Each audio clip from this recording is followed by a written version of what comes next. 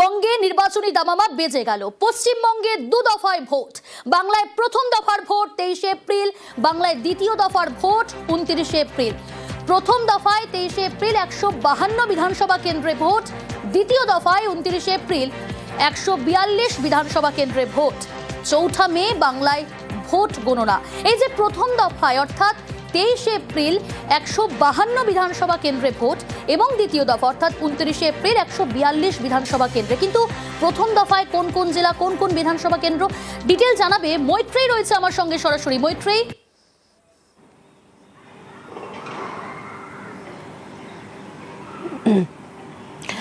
প্রিয়াঙ্কা, দেখো, প্রথম দফায় 152টি বিধানসভা কেন্দ্রে নির্বাচন রয়েছে। মূলত উত্তরবঙ্গ এবং রাঢ়বঙ্গের যে জেলাগুলি রয়েছে সেই সমস্ত জেলায় নির্বাচন হবে। অর্থাৎ উত্তরবঙ্গের জলপাইগুড়ি, কোচবিহার, মালদা, মুর্শিদাবাদ, আলিপুরদুয়ার সহ জেলাগুলি রয়েছে। তার সঙ্গে সঙ্গে পশ্চিম বর্ধমান, পুরুলিয়া, বাঁকুড়া সহ বাকি জেলাগুলি, সেই সমস্ত জেলায় কিন্তু 152টি অ্যাসেম্বলি কনস্টিটিউয়েন্সি রয়েছে এবং সেই 152টি অ্যাসেম্বলি কনস্টিটিউয়েন্সিতে ভোট রয়েছে 23 এপ্রিল।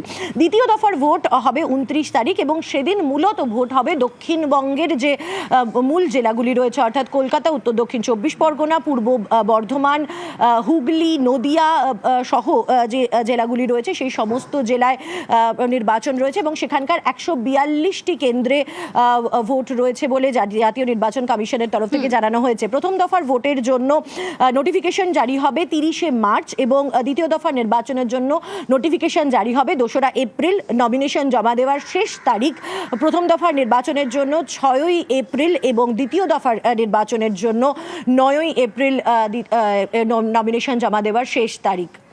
প্রিয়াঙ্কা, বেশ, প্রথম দফায় অর্থাৎ 23 এপ্রিল ভোট রয়েছে আলিপুরদুয়ার, কোচবিহার, জলপাইগুড়ি, কালিম্পং অর্থাৎ উত্তরবঙ্গের সবকটি কেন্দ্র।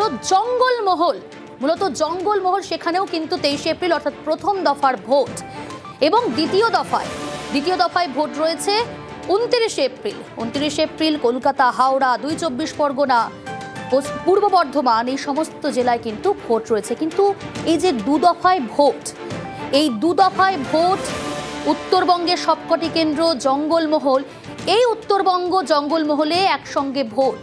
কিন্তু সিগনিফিকেন্ট এখানেই 21-24 বিজেপির ভালো ফলের জায়গায় কিন্তু প্রথম দফায়। অর্ণব রয়েছে সরাসরি নিউজ রুম থেকে আমার সঙ্গে, ওর কাছ থেকে একটু বোঝার চেষ্টা করবো। অর্ণব, এই যে প্রথম দফা, দ্বিতীয় দফায়, দু দফায় ভোট হচ্ছে।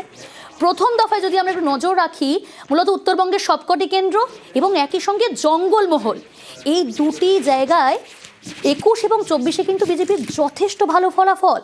সেই জায়গাগুলোতেই প্রথম দফায় ভোট কতটা অন্যান্য বারের ভোটের তুলনায় এবার কতটা সিগনিফিকেন্ট এই দফা বেছে ভোট? দেখো, সাম্প্রতিক সময়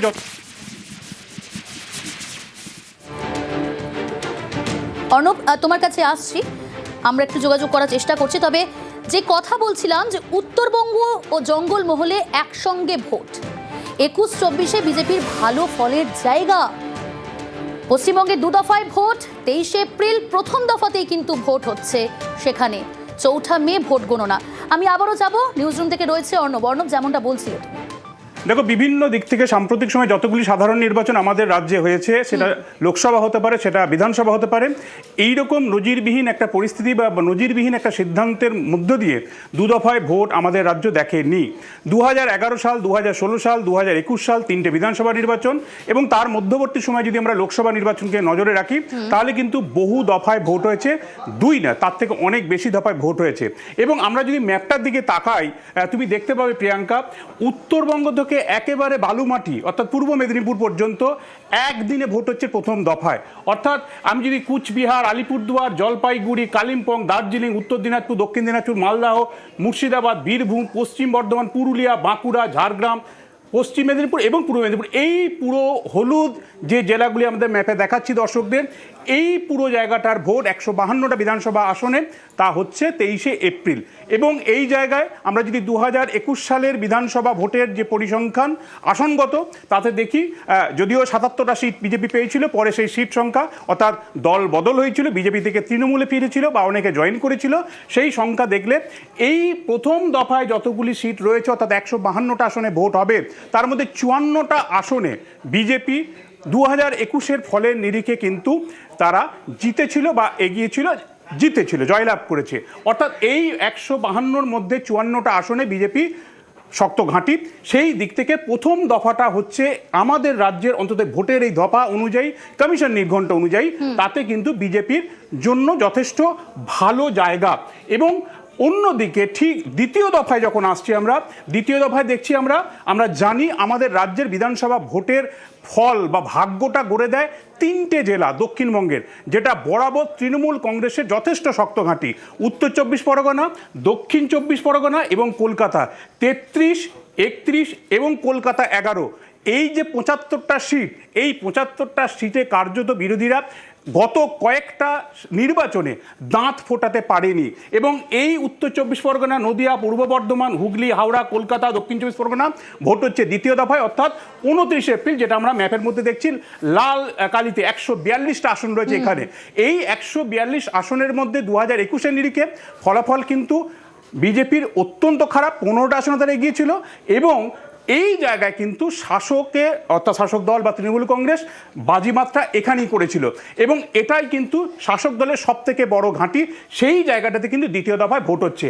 এবং 2024 সালে সর্বশেষ যে লোকসভা নির্বাচন হলো, সেই নির্বাচনের নিরিখেও যদি ফলাফলের হিসেব অর্থাৎ লোকসভার যে 7টা করে বিধানসভা থেকে বিধানসভায় এগিয়ে থাকার নিরিখ ধরি, তাহলে প্রথম দফার 152 আসনের মধ্যে 62টা আসনে কিন্তু এগিয়ে রয়েছে বিজেপি, আর 26টা আসনে দ্বিতীয় দফা যে জায়গায় ভোট হবে তার সেই জায়গায় এগিয়ে রয়েছে।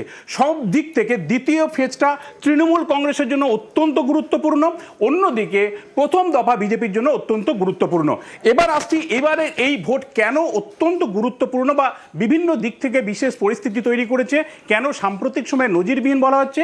কারণ দ্বিতীয় ফেজ, আমরা এর আগে যতগুলি ভোট হয়েছে 2021 যদি দেখি বা 2016 যদি দেখি, কখনো 8 দফা, 2021 তার আগে হচ্ছে আমরা দেখেছি 7 দফায় ভোট। সেই ভাগ আমরা পশ্চিমবঙ্গে যে ম্যাপ দেখছি সেটাকে আমরা উত্তরবঙ্গ একদিন, এই মালদা, মুর্শিদাবাদ, দক্ষিণ দিনাজপুর এই জায়গাটা একদিন, জঙ্গলমহল একদিন, এই যে অংশটা আমি বললাম শাসক দল তৃণমূল কংগ্রেসের খুব শক্ত ঘাঁটি, এই জায়গাটা দেখা গেছে 2 বা 3 দিন বা 4 দিনে ভোট হয়েছে। অর্থাৎ আমরা যদি এই ম্যাপটাকে আমরা যদি সমান্তরালভাবে ভাগ করি একটা ভার্চুয়াল মাধ্যমে, তাহলে সেইভাবে কিন্তু দফা নির্দিষ্ট করেছে নির্বাচন কমিশন। এবার দেখা যাচ্ছে একেবারে ভার্টিক্যালি, অর্থাৎ একদিকে, অর্থাৎ এই ম্যাপের বাঁ দিকে, অর্থাৎ আমরা পশ্চিম দিকের যে জেলাগুলি রয়েছে সেখানকার ভোট হচ্ছে প্রথম দফায়। দ্বিতীয় দফার মূলত নদিয়া, পূর্ব বর্ধমান, উত্তর 24 পরগনা, হুগলি, কলকাতা, হাওড়া এবং দক্ষিণ 24 পরগনা ভোট হচ্ছে দ্বিতীয় দফায়। আরও একটা বিষয়ে কিন্তু অত্যন্ত নজিরবিহীন, কেন যে বিষয়টা না বললে নয়, তা হচ্ছে এখনো পর্যন্ত আমাদের রাজ্যের কত ভোটার চূড়ান্ত ভোটার তালিকায় জায়গা পাবে তা নির্দিষ্ট হয়নি। কারণ যে 63 লোকের অ্যাডজুডিকেশন, তার সাপ্লিমেন্টারি লিস্ট বেরোনোর কথা। ইতিমধ্যে সূত্র মারফত খবর, কলকাতা হাইকোর্টের প্রধান বিচারপতি সবুজ সংকেত দিয়েছে নির্বাচন কমিশনের, এক্ষেত্রে সিইও দপ্তরকে, তারা চাইলে তালিকা প্রকাশ করতে পারে এবং সেই তালিকা প্রকাশ নিয়ে হয়তো কালকে সাংবাদিক সম্মেলন করে তার তালিকা জানাবে। কিন্তু সেটাও 15 বা 20 লক্ষের, বাকি 43 লক্ষের কি হয় আমরা জানি না। সেদিক থেকেও একটা নজিরবিহীন। মানুষ শেষমেশ 7 কোটি থেকে নেমে কতজন মানুষ ভোট দিতে পারবে তা ভোটের মনোনয়নের ঠিক আগের দিন পর্যন্ত মানুষ জানতে পারবে। দুটো দফায় ভোটের ক্ষেত্রে এটা গুরুত্বপূর্ণ। আর একটা বড় বিষয় কিন্তু এবারে ঘটতে যাচ্ছে, তা হচ্ছে বাহিনী। একেবারে আসবো অর্ণব তোমার কাছে, দফা কমিয়ে বাহিনীতে জোর, কারণ ভোটের আগেই বঙ্গে বাহিনী। 23 এপ্রিল 3 রাজ্যের ভোট শেষ হয়ে যাচ্ছে আপনারা জানেন, কিন্তু পশ্চিমবঙ্গে 2 দফায় ভোট, প্রথম দফার ভোটই হচ্ছে 23 এপ্রিল। আছে অর্ণব আমার সঙ্গে নিউজ রুম থেকে সরাসরি। অর্ণব, দফা কমিয়ে বাহিনীতে জোর, ভোটের আগেই বঙ্গে বাহিনী, কতটা গুরুত্বপূর্ণ? দেখো, এবারের ভোট কেন্দ্রীয় সরকার এবং নির্বাচন কমিশন যে আলাদা করে গুরুত্ব দিচ্ছে এবং 2 দফায় ভোট করিয়ে বাহিনীর সংখ্যা বাড়িয়ে এই ভোটটা একটা অন্যরকম মাত্রা পেতে যাচ্ছে। কেন? এর আগে যতগুলি নির্বাচনে নির্ঘণ্ট ঘোষণা হয়েছে, ভোটের বিজ্ঞপ্তি জারি, আজকে নির্বাচন কমিশন বিকেল 4টের সময় তারা দিল্লি থেকে সাংবাদিক সম্মেলন করলো এবং ভোট ঘোষণা করলো।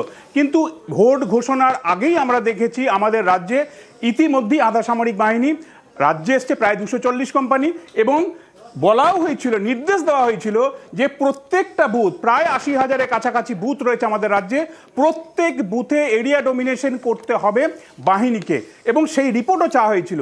এই 240 কোম্পানির পাশাপাশি আমরা জানতে পেরেছি 480 কোম্পানি ইতিমধ্যে এসে যাচ্ছে। এই সঙ্গে তুমি দেখো আমাদের পাশেই রয়েছে আসামের ভোট এবং কেরালার ভোট, বাকি যে যে জায়গাগুলির ভোট হচ্ছে সেখানকার ভোট কিন্তু আমাদের ভোটের আগেই শেষ হচ্ছে, এবং তামিলনাড়ু সম্ভবত 23 তারিখ ভোট রয়েছে, কিন্তু বাকি জায়গাগুলিতে ভোট কিন্তু আমাদের আগে শেষ হয়ে যাচ্ছে। কাজে সেখান থেকে বাহিনী আসবে। আরও একটা অত্যন্ত গুরুত্বপূর্ণ, ইতিমধ্যেই কেন্দ্রীয় স্বরাষ্ট্রমন্ত্রীর ঘোষণা অনুযায়ী দেশকে মাওবাদ মুক্ত করা, ইতিমধ্যে একাধিক মাওবাদী নেতা তারা আত্মসমর্পণ করছেন, সমাজের মূল স্রোতে ফিরে আসছেন, ছন্দে ফিরছেন। এই একাধিক যে নকশাল এরিয়াগুলি রয়েছে, মাও অধ্যুষিত এলাকাগুলি রয়েছে, সেই জায়গাগুলিতে কিন্তু মাওবাদীরা তারা কিন্তু মূল স্রোতে ফিরছেন, এবং সেই জায়গাগুলিতে যে পরিমাণ আধা সামরিক বাহিনী রাখার প্রয়োজন হতো এর আগে, সেই প্রয়োজনীয়তা থাকবে না। কাজে সেখান থেকেও একটা বিপুল পরিমাণের আধা সামরিক বাহিনী কিন্তু আমাদের রাজ্যে ভোটের কাজে নির্বাচন কমিশন আনতে চলেছে বলেই সূত্র মারফত খবর। কাজেই 8 দফায় ভোট হয়ে, অর্থাৎ প্রতি দফায় যদি আমরা ধরি যে 100-150 কোম্পানি বাহিনী এসছে, এবং সর্বমোট 8 দফায় গিয়ে সেটা কখনো 1000 কখনো 1200 কোম্পানি হয়েছে। এবার কিন্তু 2 দফায় সেই কোম্পানি করার কথা, অর্থাৎ 480 নয়, এই কোম্পানি আরও যে বাড়বে, এবং কেন্দ্রীয় সরকার এবং একই সঙ্গে নির্বাচন কমিশন যে 2 দফায় ভোট করে এবার একটা অন্যরকম মেজাজে এবং অন্যরকম একটা কৌশলে ভোট করতে চাইছে নির্বাচন কমিশন, তা এক প্রকার স্পষ্ট। এবং এই বাহিনী যা ভোট শুরুর আগেই ইতিমধ্যে এরিয়া ডোমিনেশনে নেমেছে আমাদের রাজ্যে বিভিন্ন বুথে বুথে, এর পাশাপাশি 480 কোম্পানির মধ্যেই বিষয়টি সীমাবদ্ধ থাকবে না। অন্য রাজ্যের ভোট শেষ হচ্ছে, সেখান থেকে বাহিনী আমাদের রাজ্যে আসবে, এবং মাও অধ্যুষিত এলাকাগুলি ইতিমধ্যেই যে সাফল্য পেয়েছে বলে কেন্দ্র দাবি করছে, সেই জায়গাগুলিতে মাওবাদীদের মূল স্রোতে ফিরে আসা, আত্মসমর্পণ করা, সেখানেও আধা সামরিক বাহিনী তুলে আনা হবে বলে সূত্র মারফত খবর। কাজেই আধা সামরিক বাহিনী বা কেন্দ্রীয় বাহিনী ও বেশি পরিমাণে এ রাজ্যের ভোটে কাজে লাগিয়ে এই ভোট করা হবে বলেই আমরা সূত্র মারফত জানতে পারছি। কাজেই সব মিলিয়ে এখনো নির্দিষ্ট নয়, ভোটার অ্যাডজুডিকেশন চলছে, সেই এরকম একটা অসম্পূর্ণ ভোটার তালিকা নিয়ে এবার ভোট হচ্ছে। সূত্র মারফত খবর, কমিশন সূত্রে খবর, যে মনোনয়নের আগের দিন পর্যন্ত যাদের নাম ভোটার তালিকা আসবে তাদেরকেই ভোট দিতে দেওয়া হবে, নচেত কেউ নয়। কাজেই এরপরে অ্যাডজুডিকেশন থেকে যাদের নাম বাদ যাচ্ছে তাদের ক্ষেত্রে অ্যাপিলেট ট্রাইব্যুনালে কী হবে সেটাও একটা অন্য বিষয় রয়েছে। সব মিলিয়ে এবারের ভোটটা কিন্তু একটা অন্যরকম মাত্রা, 2 দফায় ভোট, একেবারে যদি উত্তর থেকে দক্ষিণ পর্যন্ত দেখি একেবারে ভার্টিক্যালি 2 ভাগে ভাগ করে এই ভোট একেবারেই অর্ণব, অর্থাৎ দফা কমিয়ে বাহিনীতেই জোর। এদিকে যেমনটা বলছিলাম, প্রতিনিধি অর্ণব যেমনটা খুব সুন্দরভাবে বিশ্লেষণ করলো যে উত্তরবঙ্গের সব জেলা এবং একই সঙ্গে জঙ্গলমহল, যা কিন্তু 21 এবং 24-এ বিজেপি ভালো ফলাফল করেছিল, তা প্রথম দফায় হচ্ছে, এবং দ্বিতীয় দফা শাসকের ঘাঁটি, সেখানে আলাদা ভোট। বাংলায় দ্বিতীয় দফার vote 29 April. 29 April Nadia, Kolkata, 2 24 পরগনায়, যে অত্যন্ত গুরুত্বপূর্ণ যে সমস্ত জেলা, 2 24 পরগনা, কলকাতা, দ্বিতীয় দফায় ভোট। 29 এপ্রিল ভোট রয়েছে পূর্ব বর্ধমান, হাওড়া, হুগলিতেও। 7 জেলায় 142 আসনে তৃণমূলের শক্ত ঘাঁটি, আর সেই ভোট হবে দ্বিতীয় দফায়।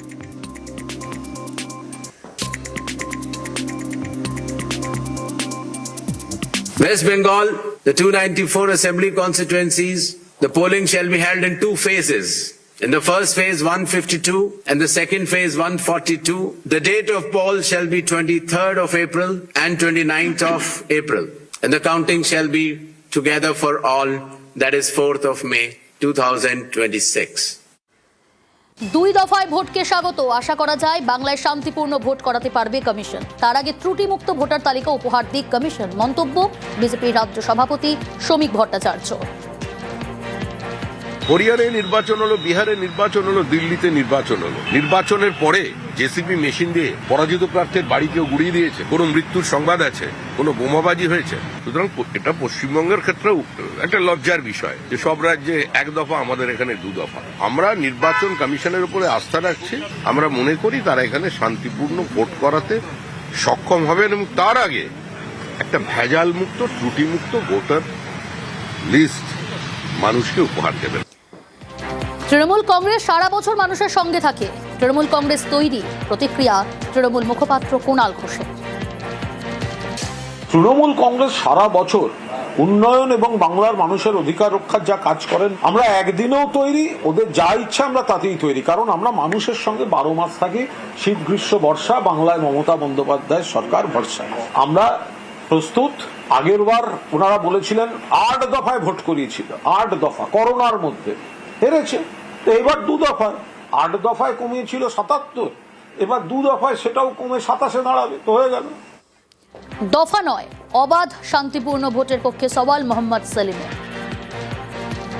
আমরা চেয়েছি সরকারের দফার ভোট। আমরা বলেছি দফার ব্যাপার না, আমাদের কাছে হচ্ছে অবাধ, সুষ্ঠু, নিরপেক্ষ, শান্তিপূর্ণ ভোট হবে কিনা, ভোটার লিস্ট নির্ভুল হবে কিনা, জাত পাত ধর্ম বর্ণ ভাষা থেকে কারো ভোটাধিকার কেড়ে নেওয়া যাবে না।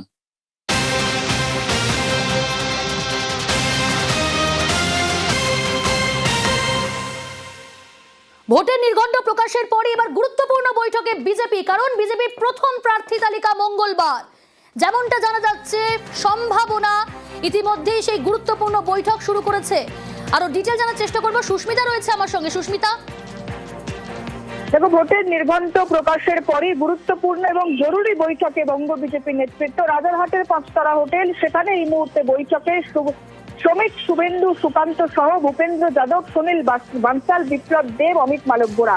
এবং মূলত আমরা যেমনটা সূত্র মারফত জানতে পারছি যে আগামী মঙ্গলবার, অর্থাৎ আগামীকাল বা আগামী পরশু, সোম কিংবা মঙ্গলবার, 2 দিনের মধ্যে যে কোনো একদিন সম্ভাবনাময় ভাবে বিজেপির প্রায় অর্ধেক, অর্থাৎ প্রায় 150 থেকে 155টি কেন্দ্রের প্রার্থী তালিকা সেটি প্রকাশ হতে পারে।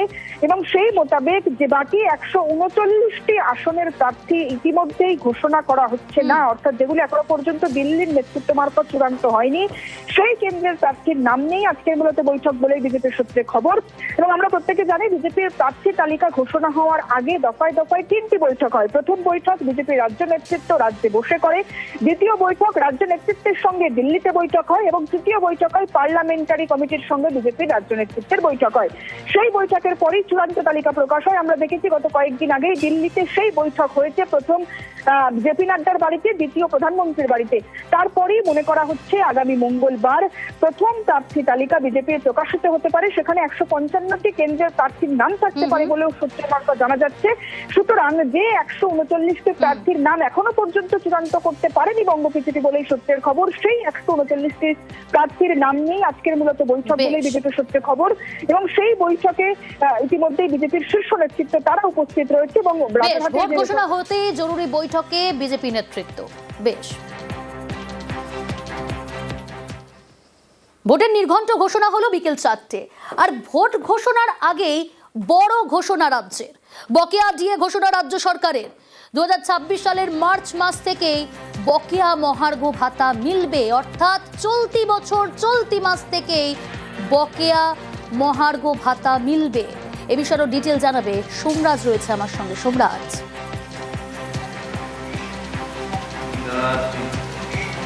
দেখো, 2009 সালের পর থেকে বকেয়া ডিএ নিয়ে সরকারি কর্মচারীদের একাংশ বারবার আন্দোলন করেছেন, একাধিকভাবে তাদের আন্দোলন করেছেন, এবং শুধু তাই নয়, আইনি লড়াইতেও তারা গেছেন। আজ রাজ্যে বিধানসভা নির্বাচনের নির্ঘণ্ট জারির 50 মিনিট আগে মুখ্যমন্ত্রী মমতা বন্দ্যোপাধ্যায় সোশ্যাল সাইটে পোস্ট করে জানান যে 2009 সালের পর থেকে বকেয়া ডিএ সরকারি কর্মচারীরা, শিক্ষক শিক্ষিকারা, এমনকি মিউনিসিপ্যালিটি থেকে শুরু করে পঞ্চায়েতে সরকারি কর্মচারীরা সবাই পাবেন। এবারে যেটা প্রশ্ন আসে, এই বকেয়া ডিএর অধীনে কতজন সরকারি কর্মচারী সুবিধা পাবেন? এখনো পর্যন্ত নবান্ন সূত্রে যা জানা যাচ্ছে, প্রায় 6.5 লক্ষের কাছাকাছি সরকারি কর্মচারীরা এই বকেয়া ডিএ পেতে চলেছেন, যা মার্চ মাস থেকে, অর্থাৎ চলতি মাস থেকেই সরকারি কর্মচারীদের অ্যাকাউন্টে ঢুকতে শুরু করবে। তেমনটাই রাজ্যের মুখ্যমন্ত্রী মমতা বন্দ্যোপাধ্যায় রাজ্যে বিধানসভা নির্বাচনের নির্ঘণ্ট জারির আগেই সোশ্যাল সাইটে পোস্ট করেছেন।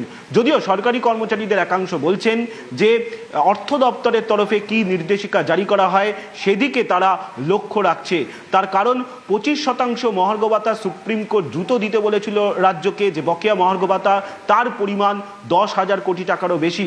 ফলত এই টাকা রাজ্যের অর্থ দপ্তর কিভাবে পাঠাবে সরকারি কর্মচারীদের অ্যাকাউন্টে, এবং এক্ষেত্রে অর্থ দপ্তরের নির্দেশিকায় কি বলা হচ্ছে সেই দিকেই তাকিয়ে সরকারি কর্মচারীদের একাংশ। কিন্তু আজ রাজ্যে বিধানসভা ভোট নির্ঘণ্ট জারির আগেই মুখ্যমন্ত্রী মমতা বন্দ্যোপাধ্যায় সোশ্যাল সাইটে পোস্ট করে জানিয়ে দিয়েছেন যে রাজ্যের যে বকেয়া মহার্ঘ ভাতা 2009 সালের পর থেকে তা পাবেন সরকারি কর্মচারীরা। বেশ, বাংলার মানুষের কথা ভাবে তৃণমূল সরকার, ডিএ ঘোষণা তারই প্রমাণ বলছে তৃণমূল কংগ্রেস। শুধু সরকারি কর্মচারী বলে নয়, মমতা ব্যানার্জি সব সেকশনের মানুষের জন্য ভালো। আজকের এই মূল্যবৃদ্ধির যুগে যেভাবে কেন্দ্রীয় সরকারের অপদার্থতার জন্য সমস্ত নিত্য প্রয়োজনীয় জিনিসের দাম লাগাম ছাড়া হচ্ছে, সাধারণ মানুষের নাবিশ্বাস হচ্ছে, সেই জায়গায় সরকারি কর্মচারীদের ডিএটা নিশ্চিতভাবে বাড়া প্রয়োজন ছিল। আগে সব শ্রেণীর মানুষের জন্য একটা রিলিফ দিয়ে মমতা ব্যানার্জি সরকারি কর্মচারীদের পাশে দাঁড়িয়ে আবারও প্রমাণ করলেন তিনি বাংলার 10.5 কোটি মানুষের কথা ভাবেন। আজকের এই সিদ্ধান্ত আবারও প্রমাণ করলো চতুর্থবার আশা শুধু সময়ের অপেক্ষা তা নয়, এবার 250 পার। সরকারি কর্মচারীরা তৃণমূলকে চেনেন। মে মাসের দ্বিতীয় সপ্তাহে নতুন সরকার তৈরি হবে, তৃণমূলকে খোঁচা বিজেপি রাজ্য সভাপতি শ্রমিক ভট্টাচার্য। সরকারি কর্মচারীরা তৃণমূল কংগ্রেসকে চেনেন, মুখ্যমন্ত্রীকেও চেনেন। উনি 45 মিনিট আগে জানিয়েছেন। আর ওদের কাছে রাজনীতিতে তো খেলা ঠিক 90 মিনিট হওয়ার আগে, মানে ঠিক 2 মিনিট আগে এই মানুষরাই তৃণমূল কংগ্রেসের জালে বল ঢুকিয়ে দেবে। আর সমস্ত ভাবাভাবির দিন শেষ। মানুষ নতুন সরকার মে মাসের দ্বিতীয় সপ্তাহে দেখতে পাবে। সুপ্রিম কোর্টের নির্দেশ মানতে বাধ্য তোপ আইনজীবী বিকাশ রঞ্জন ভট্টাচার্য। এটা ঘোষণা করলেন, কবে দেবেন? এতদিন তো বলছিলেন টাকা নেই। এটা হচ্ছে ভোটের আগে একটা ভোটা দিলেন, দেওয়া হবে, কবে দেওয়া হবে, তারপর নির্বাচন ঘোষণা হয়ে গেছে, এখন তো দিতে পারবো না, আমি তো ঘোষণা করে দিয়েছি, তারপর নির্বাচনে পরাজিত হবে, পালিয়ে যাবে, অন্য সরকারের গায়ে দায় পড়বে, এই ভাওতাবাজি চূড়ান্ত আর কি। তাহলে সুপ্রিম কোর্টের নির্দেশ তো মানতে বাধ্য, উপায় নেই।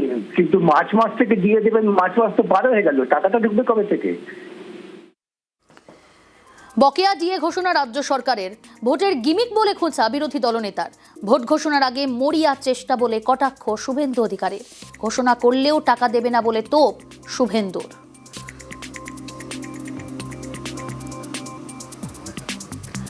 লড়াই এখনো বাকি রয়েছে বলছেন সংগ্রামী যৌথ মঞ্চের আহ্বায়ক ভাস্কর ঘোষ।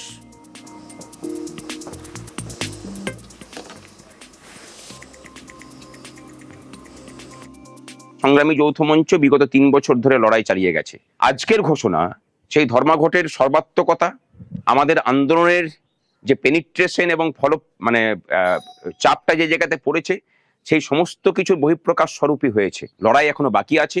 2019 রূপার বকেয়া ডিএর পরিমাণ 40%। আমরা ভুলে যাচ্ছি না, আমরা উৎসবেও মেতে উঠছি না, কিন্তু আমরা এটুকু বুঝতে পেরেছি যে আমাদের লড়াই সঠিক ছিল, আমাদের লড়াই সঠিক আছে, ভবিষ্যতেও লড়াই সঠিক পথেই চলবে। ভোট ঘোষণার আগেই রাজ্যে বড় ঘোষণা, পুরোহিত মুয়াজ্জিনদের ভাতা বৃদ্ধি। মাসিক ভাতা বেড়ে হলো 2000 টাকা, 1500 থেকে ভাতা বেড়ে 2000।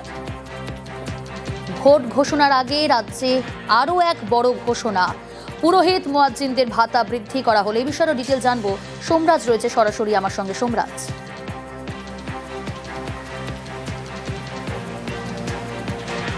দেখো, রাজ্য বিধানসভা নির্বাচনের নির্ঘণ্ট ঘোষণার আগেই মুখ্যমন্ত্রী মমতা বন্দ্যোপাধ্যায় সোশ্যাল সাইটে পোস্ট করে পুরোহিত ও মুয়াজ্জেমদের ভাতা বাড়ানোর ঘোষণা করেন এবং চলতি মাস থেকেই তা কার্যকরী করা হচ্ছে বলে নবান্ন সূত্রে খবর। এতদিন ধরে পুরোহিত ও মুয়াজ্জেমরা মাসে 1500 টাকা করে ভাতা পেতেন, এবারে তা বাড়ানো হলো, বাড়িয়ে 2000 টাকা করা হলো, অর্থাৎ মার্চ মাস থেকেই তারা 2000 টাকা করে ভাতা পাবেন। শুধু তাই নয়, যারা আবেদন জানিয়েছিলেন এই ভাতার মধ্যে অন্তর্ভুক্ত হওয়ার জন্য, তাদেরকেও অনুমোদন দেওয়া হয়েছে রাজ্যের তরফে। মুখ্যমন্ত্রী মমতা বন্দ্যোপাধ্যায় তেমনটাই সোশ্যাল সাইটে পোস্ট করে জানিয়েছেন। রাজ্যের সব সম্প্রদায়ের প্রতি সম্মান জানিয়ে এই সিদ্ধান্ত রাজ্য সরকার নিয়েছে বলেও রাজ্যের মুখ্যমন্ত্রী মমতা বন্দ্যোপাধ্যায় সোশ্যাল সাইটে পোস্ট করে জানিয়েছেন। রাজ্যে বিধানসভা নির্বাচনের নির্ঘণ্ট জারির 1 ঘন্টা আগে মুখ্যমন্ত্রী মমতা বন্দ্যোপাধ্যায় সোশ্যাল সাইটে পোস্ট করে এই ঘোষণা করেন, যেখানে পুরোহিত ও মুয়াজ্জেমদের ভাতা বাড়ানোর কথা জানানো হয়েছে। এতদিন তারা পেতেন 1500 টাকা, এবার পাবেন মাসে 2000 টাকা। বেশ।